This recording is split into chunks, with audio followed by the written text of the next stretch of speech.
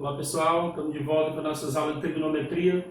Na última aula que nós vimos sobre função trigonométrica, nós estudamos a função seno.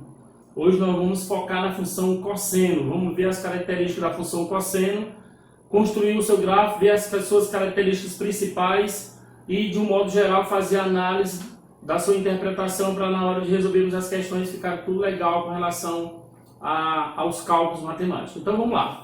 O que vem ser a função cosseno? Na nossa aula sobre função seno, nós projetamos esse ciclo trigonométrico no gráfico formado pelos eixos x e y.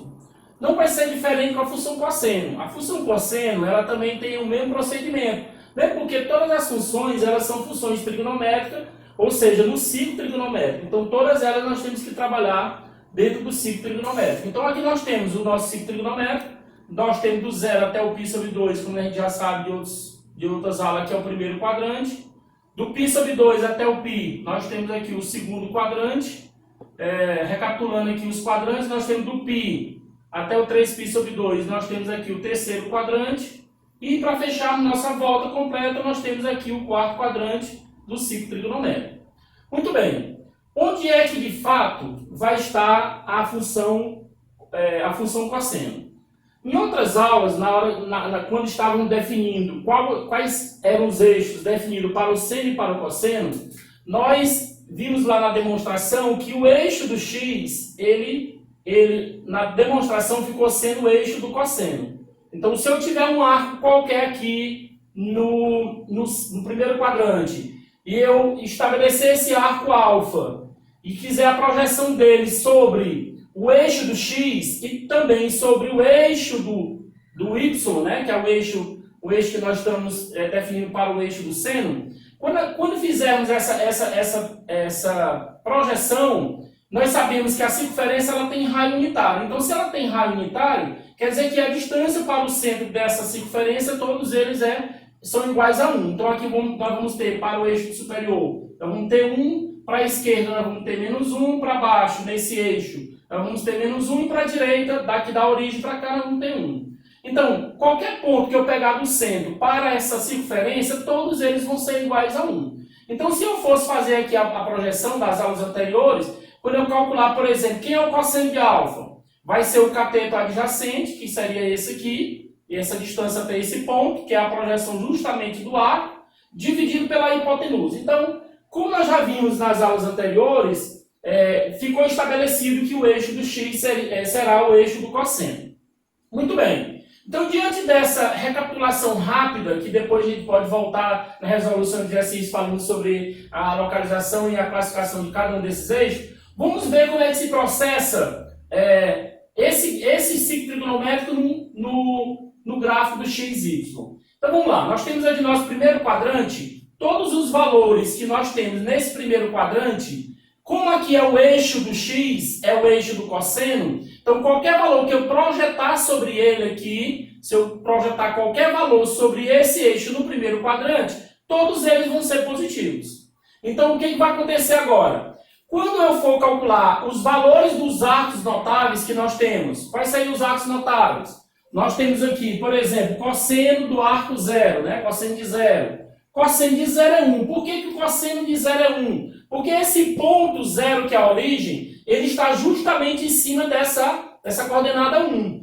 Então, quando andarmos 90 graus do 0 até o π sobre 2, então cosseno de π sobre 2, o que nós vamos observar? Como esse π sobre 2, a coordenada dele está em cima do eixo do y, observe que, como o eixo do x é o eixo do cosseno, quando eu colocar essas coordenadas aqui, nós vamos ter o quê? Nós vamos ter 0, 0 e 1. Então, esse x aqui que nós estamos falando é justamente o cosseno de π sobre 2. Então, o cosseno de π sobre 2, ele é igual a 0.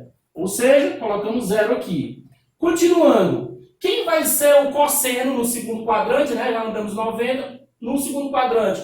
Quem vai ser o cosseno de π? O cosseno de π, observe que se eu pegar aqui as coordenadas desse ponto, né? A localização desse ponto no sistema, coordenadas x, y, nós vamos ter o quê? Aqui nós vamos ter o menos 1, e como esse ponto está em cima do eixo do x, aqui é 0. Como o eixo do x é o eixo do cosseno, então o cosseno de π é menos 1. Então nós temos aqui o cosseno de π sendo menos 1. Continuando a nossa volta, nós vamos até o 3π sobre 2. Quando chegarmos aqui, ó, quando fizermos a nossa terceiro quadrante, quando chegarmos aqui nesse ponto e pegarmos as coordenadas, como ele está marcando em cima desse ponto, nós vamos ter o quê? O valor do x ele é 0. E o y é quanto? O y é menos 1. Como o eixo do x, recapitulando, é justamente o eixo do cosseno, aqui nesse ponto o cosseno é quanto? Ele também é 0. Então nós vamos ter aqui o cosseno sendo 0. E para fecharmos a nossa circunferência trigonométrica, nós vamos calcular o cosseno de 2π. Como nós fizemos a volta completa e saímos do zero e voltamos para o zero, justamente quando completamos a volta de 2π radiano, veja que a coordenada desse ponto, como ele está em cima do eixo do x, aqui é 1 e 0. Se é 1 e 0, então veja, cosseno em cima desse ponto é justamente igual a 1. Então, se o cosseno é igual, o cosseno de 2π é igual ao valor 1. Então, muito bem, pegando esses valores que nós temos, o que você tem que observar? Que eu peguei cada valorzinho desse dentro do parênteses aqui, ó, cosseno de x, ou seja, cosseno de 0. Depois, cosseno de π sobre 2, cosseno é o x. Então, esses x foram os valores que eu atribuí nesse eixo aqui. Então, quais seriam eles? Nós vamos começar com qual? Nós vamos começar, ó, com o 0. Depois do 0, qual foi o valor que nós andamos? O π sobre 2. Então, aqui nós vamos ter, ó, π sobre 2. Depois, nós andamos para onde? Para o π radiano. Π radiano, completando o ciclo trigonométrico, 3π sobre 2 radiano. E no finalzinho, para completar a nossa volta, nós vamos ter o quê? Nós vamos ter 2π. Muito bem, como vai ficar a transposição desse ciclo trigonométrico para o sistema de coordenadas xy? Simples. Veja que quando o meu x é 0, o meu y que eu encontrei na função, que mesmo porque se você observar toda a função cosseno tem esta definição como sendo f de x igual a cosseno de x, quando eu colocar aqui, por exemplo, f de 0, que é justamente o meu primeiro valor, qual foi o valor que eu encontrei? Cosseno de 0. E qual foi o valor do cosseno de 0 que eu encontrei? 1. Então, quando o meu x for 0, o meu y é 1. Então, desse zerozinho aqui, eu vou lá para o 1. Ó. Então, eu vou marcar o meu ponto aqui. Ó. E o primeiro ponto aqui vai ser o 1, em cima desse ponto. Vamos andando. Se eu pegar esse x, que é da função cosseno, e colocar agora π sobre 2, então vai ficar cosseno de π sobre 2. E cosseno de π sobre 2, gente, é quanto que nós encontramos aqui? 0. Então, nós vamos ter um par ordenado, ó, se eu colocar aqui f de π sobre 2, vai ser igual a cosseno de π sobre 2, que vai ser quanto? 0. Quando eu tiver π, eu vou ter o valor do cosseno 0. Então, o par ordenado, ele fica em cima desse ponto aqui, porque nós temos a coordenada, a abscissa dele igual a 0. Continuando nesse mesmo raciocínio, quando eu fizer cosseno de π, vai ser menos 1. Então, o cosseno desse π, aqui embaixo, veja, ele vai ser menos 1. Então, aqui você vai ter menos 1. Então, nós vamos fazer isso aqui, ó. Vamos andar e marcar esse ponto.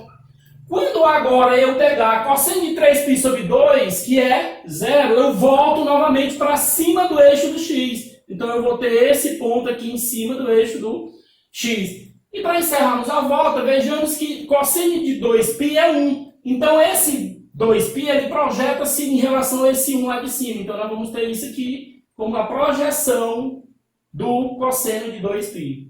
Então, veja o que acontece agora. Vamos ver como é que vai proceder o nosso gráfico na nossa função cosseno. Então, fica assim, ó. Observe, não é reta, né? Nós não estamos trabalhando com função modular. Nós estamos trabalhando com ciclo trigonométrico. Então, isso aqui vai ficar curvo, ó. Você vai ter aqui o primeiro quadrante, aí você faz essa curvazinha, você vai ter o segundo, aí você vai, anda, tem o terceiro, e para fechar a sua circunferência, você faz isso. Então, observa, ó, que de 0 a π sobre 2, ó, de 0 a π sobre 2, isso aqui é o nosso primeiro quadrante. E se você observar nesse primeiro quadrante, como ele está acima do eixo do x, ele é positivo. Então, se você observar bem aqui no primeiro quadrante, ó, o cosseno ele é positivo aqui, fazendo uma analogia com relação aos sinais que nós vamos ter. Quando nós passamos do π sobre 2 até o π, ó, do π sobre 2, andando até o π, veja que ele está na parte de que quadrante? No segundo. E no segundo quadrante, o que você observa? Ele está abaixo do eixo do x, então ele, ó, ele é negativo. Aqui ele foi positivo porque está acima. Aqui ele é negativo porque ele está o quê? Ó, Então, nesse segundo quadrante, a função cosseno é negativa. Vamos do π até o 3π sobre 2. Ó, do π até o 3π sobre 2. Nós estamos em que quadrante? No terceiro. Então, essa distânciazinha daqui para cá, essa região representa aqui, ó, terceiro quadrante. No terceiro quadrante, como ele continua abaixo do eixo do x, ele continua, ó, valor negativo. E observe que quando eu chego no 3π sobre 2 e vou até 2π, eu tenho justamente a outra parte que está acima. Então, aqui no caso é o quarto quadrante e ele é o quê? Positivo. Então, aqui nós temos os sinais da função cosseno, que estabelece que no primeiro e no quarto, ó, primeiro e quarto quadrantes, os valores do cosseno é positivo. No segundo e no terceiro, observe que os valores que nós vamos encontrar para o cosseno é negativo. Então, aqui fica estabelecido os sinais da função cosseno. Muito bem. As características que nós temos que estabelecer dentro da função cosseno são as seguintes, gente. Domínio de uma função, imagem da função e o período, ou seja, o intervalo que essa função se repete. Quem vai ser o domínio de uma função cosseno? Se você observar, esse gráfico ele continua se projetando para o infinito positivo, como eu falei na aula lá do seno, como também ele continua se projetando para o negativo, o infinito negativo. Como eu junto o infinito negativo com o infinito positivo, eu vou ter o que no domínio? Eu vou ter todos os elementos do conjunto dos reais. E a imagem da função? Veja que essa função, nós estamos trabalhando na função cosseno.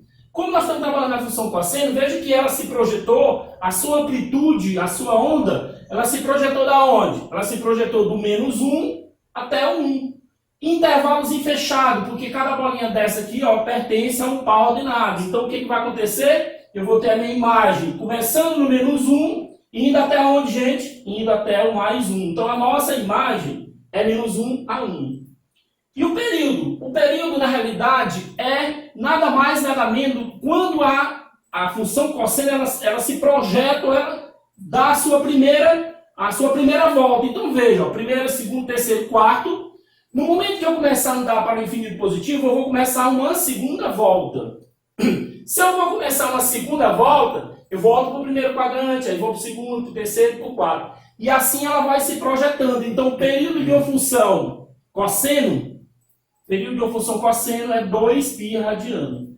Então, isso aqui é justamente o período, ou seja, esse gráfico ele vai se repetir. Se eu der mais uma volta, se uma volta é 2π, duas voltas é 4π. Então, quando eu fizer esse gráfico novamente, ela vai chegar no 4π. E o que é essa função par dentro da função cosseno? A função par, se nós pegarmos aqui um ciclo trigonométrico de modo breve, e se pegarmos um arco x, né, no sentido anti-horário, e um arco menos x no sentido horário, a gente sabe que o negativo e o positivo é gerado justamente em cima dessa questão do sentido horário e anti-horário. Se você observar e projetar esse arco x e o arco menos x em cima do eixo do cosseno, que é esse eixo, veja que esse valorzinho aqui ele é o mesmo, tanto para o cosseno de x, ou seja, ela vai ser uma função par quando você pegar o valor positivo e ele for igual ao valor negativo. Ou seja, o cosseno de x ele é igual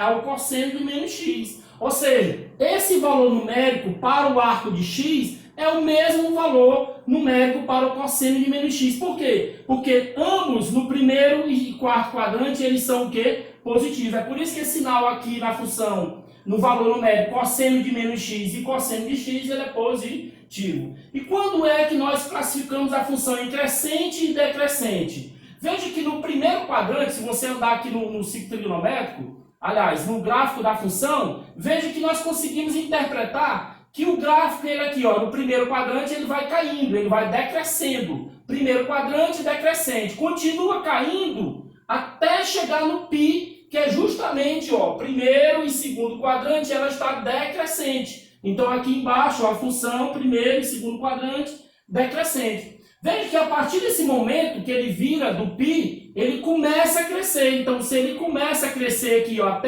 do π até 3π sobre 2, que é o terceiro quadrante, ele continua crescendo até do 3π sobre 2 até 2π no quarto quadrante. Então, ele aqui, no caso, ele é crescente no terceiro e no quarto quadrante. Muito bem. Então fica caracterizado, fica destacado as principais características que nós temos da função cosseno. Na nossa próxima aula nós vamos explicar a forma geral e resolver exercícios sobre a função cosseno.